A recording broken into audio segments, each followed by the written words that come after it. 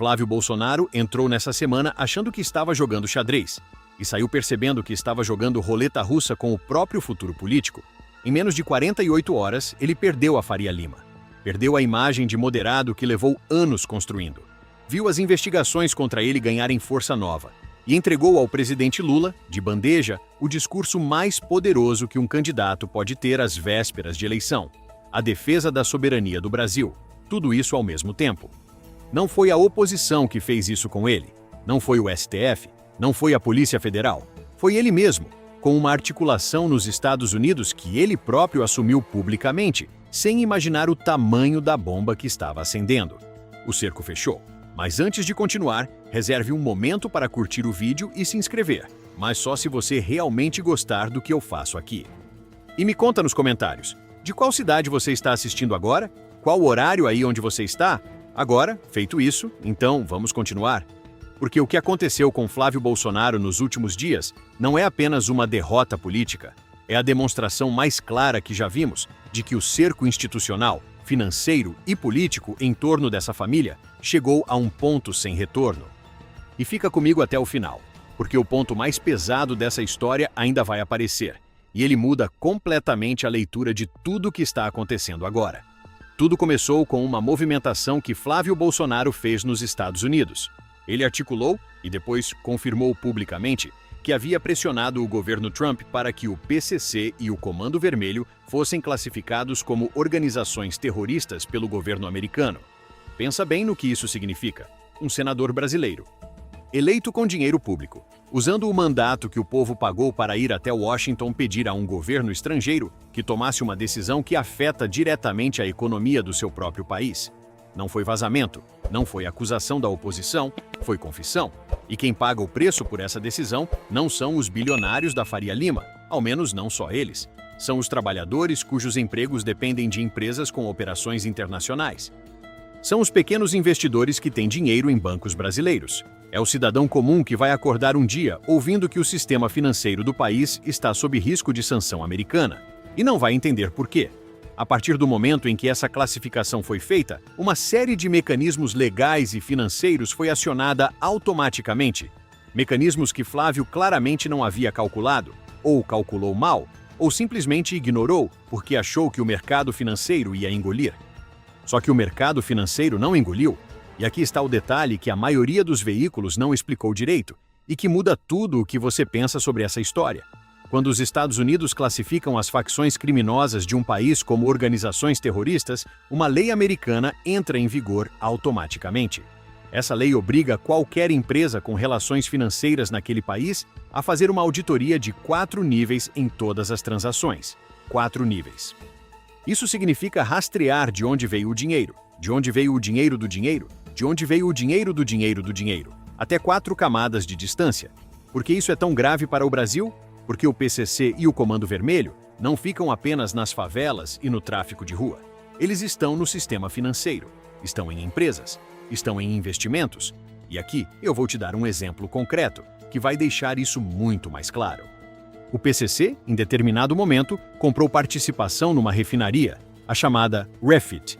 Essa refinaria lavava o dinheiro das drogas e depois fazia investimentos em bancos brasileiros. Bancos que, na maior parte dos casos, não sabiam da origem daquele dinheiro. Só que agora, com a classificação terrorista, a conta chegou. Se um banco recebeu investimento da Refit e a Refit recebia dinheiro do PCC, são apenas 2 níveis de distância, menos do que os 4 exigidos pela auditoria americana. Esse banco está tecnicamente exposto às sanções dos Estados Unidos, e sanção americana no sistema financeiro não é multa, é banimento do SWIFT, o sistema global de transferências internacionais que move trilhões de dólares por dia. Sem SWIFT, um banco não consegue fazer transações internacionais, não consegue operar com empresas americanas. Na prática, quebra. Não é teoria, é o que aconteceu no México. 3 bancos mexicanos foram banidos do SWIFT depois que os EBACOA classificaram os cartéis como terroristas. Um deles foi à falência. Os outros 2 estão à beira do colapso.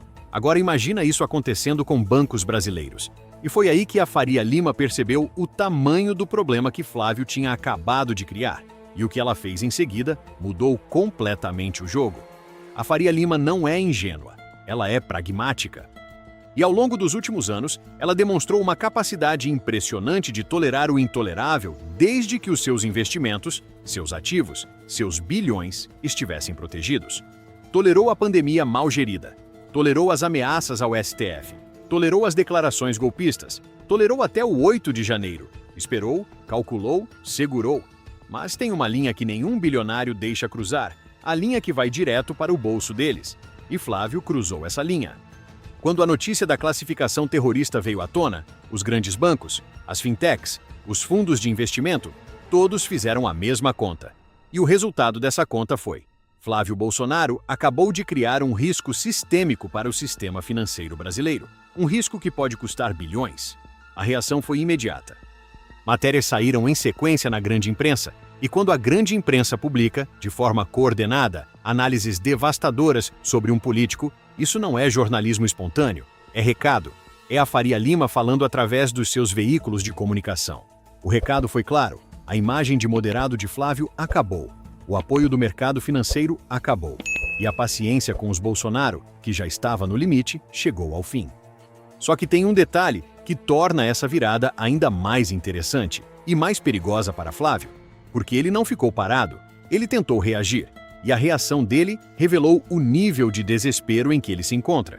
Segundo relatos que circulam nos bastidores de Brasília e que até agora não foram confirmados oficialmente, Flávio teria iniciado uma série de reuniões privadas com representantes do mercado financeiro após perceber o tamanho do estrago que havia causado. E a proposta que ele teria levado para essas reuniões, de acordo com essas mesmas fontes, foi direta: me apoiem para presidente, ajudem a abafar os ataques. E quando eu assumir em janeiro de 2027, eu convenço o Trump a tirar o PCC e o Comando Vermelho da lista. Troca direta. Apoio político por reversão de dano econômico. Se você está curtindo essa análise, deixa o like agora. Isso ajuda muito o canal a continuar esse trabalho independente. O problema dessa proposta é que ela tem uma falha que qualquer bilionário experiente identifica em segundos. Primeiro, quem garante que Flávio chega à presidência? Com imagem destruída, sem apoio do mercado, sob investigação ativa da PF e do STF, ele está em queda livre nas pesquisas.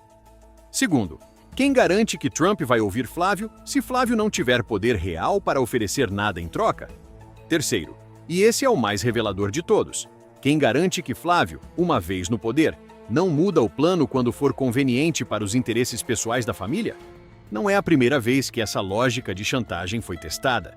No episódio do tarifaço de Trump, a família Bolsonaro aplicou a mesma fórmula com o mercado financeiro. Ou vocês nos apoiam, ou a economia vai mal. O resultado foi idêntico. Todos ficaram contra eles. Bilionários não aceitam chantagem de quem já demonstrou que não cumpre o que promete. E não aceitam, sobretudo, porque quem aceita uma chantagem pequena, hoje recebe uma maior amanhã. Mas enquanto Flávio tentava essa manobra nos bastidores do mercado financeiro, outra frente avançava em silêncio. E essa frente é a que realmente pode definir o futuro dele de vez. Aqui está onde o cerco realmente se fecha, porque enquanto o episódio do Swift dominava as manchetes, as investigações que já existiam contra Flávio Bolsonaro não pararam. Elas se aceleraram. O áudio com o Vorcaro continua no centro das apurações. O que esse áudio mostra, segundo as informações disponíveis, é que Flávio teria pedido e recebido propina equivalente a 10% de tudo que o Vorcaro desviou em conjunto com Cláudio Castro, e que parte desse valor foi movimentada por meio de um paraíso fiscal. Não é acusação política, são elementos concretos de uma investigação em andamento, com material de áudio como evidência. Coincidência que esse áudio teria surgido justamente quando a pressão sobre Flávio atingiu seu pico? Difícil chamar isso de coincidência. E tem mais. Eduardo Bolsonaro, irmão de Flávio, ex-deputado federal que abandonou o cargo para morar nos Estados Unidos, vive numa mansão que custa no mínimo R$30 mil por mês, com lago, piscina e quadras de tênis. Um imóvel que não fecha a conta com nenhuma fonte de renda declarada. Mesmo somando todos os salários da carreira política dele e supondo rendimento máximo de investimentos, os números simplesmente não fecham. Pense bem no que isso significa. Temos um senador com áudio de propina e movimentação em paraíso fiscal. Temos um ex-deputado com patrimônio incompatível com a renda declarada. Temos a Polícia Federal com investigações abertas. Temos o STF acompanhando os desdobramentos. E temos agora uma crise diplomática e econômica que o próprio Flávio criou. e que tirou dele os últimos aliados que ele tinha no mercado financeiro. O aviso de prisão que ganha força não é retórica. Não é só esperança de quem torce contra ele. É a consequência lógica e progressiva de um conjunto de erros que já não podem ser contidos, nem pela imprensa, nem pelos banqueiros, nem por manobras de bastidor. O cerco não está se fechando. Ele já fechou. E sabe o que é mais revelador nesse momento? Lula não precisou fazer absolutamente nada. Essa é a moral da história, e ela precisa ser dita com clareza. Flávio Bolsonaro foi aos Estados Unidos com um plano. Ele queria usar Trump como alavanca política. Queria mostrar ao eleitorado conservador que tinha acesso ao poder americano. Queria se posicionar como o candidato que resolve o problema da segurança pública de forma dura e internacional. O que ele não calculou é que, ao fazer isso, entregou para Lula e para o campo democrático o discurso mais valioso que existe em ano eleitoral: a defesa da soberania nacional. E olha, sinceramente, eu nunca vi ninguém se afundar tão rápido com as próprias mãos. Flávio não caiu porque alguém derrubou. Ele pulou.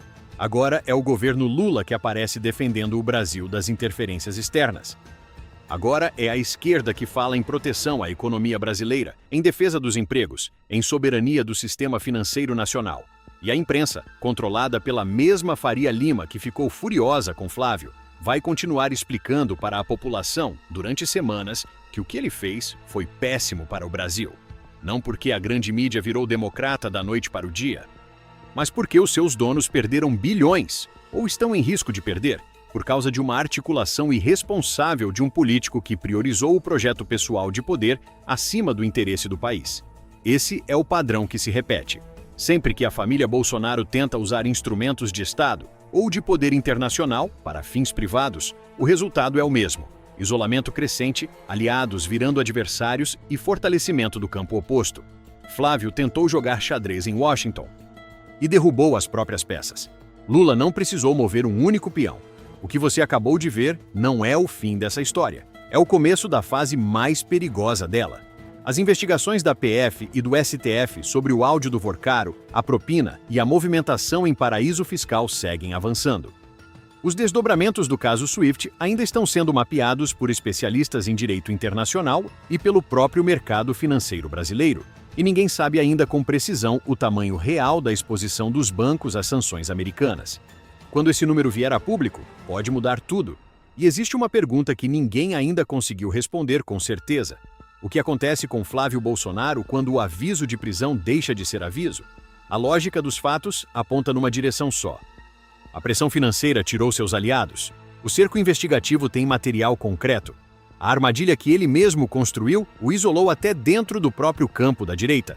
E o conjunto de forças que o cerca o enfraqueceu justamente na janela em que ele precisava aparecer forte. Cada uma dessas frentes avançando ao mesmo tempo, todas como resultado direto das escolhas que ele mesmo fez. É questão de tempo. Se essa análise fez sentido para você, se te ajudou a entender o que está acontecendo de verdade por trás das manchetes, compartilha com alguém que precisa ver isso. Esse canal não depende de partido, de corporação, nem de grupo empresarial. Ele existe porque você assiste, comenta e compartilha. Sem isso, essa análise independente não chega a lugar nenhum. Curte o vídeo e ativa o sininho para não perder os próximos capítulos dessa história, porque o que vem aí pode ser o movimento mais importante de tudo que já acompanhamos juntos. E antes de eu te mandar para o próximo vídeo, na sua opinião, o aviso de prisão vai se concretizar ou Flávio ainda consegue escapar? Comenta aqui embaixo. Eu leio tudo. Valeu demais para o pessoal de Minas Gerais que comentou em peso no último vídeo. Vocês são demais.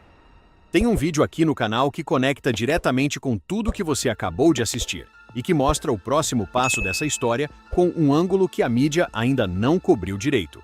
O link está na descrição e também no primeiro comentário fixado aqui embaixo. Vai lá, porque essa peça completa o quebra-cabeça.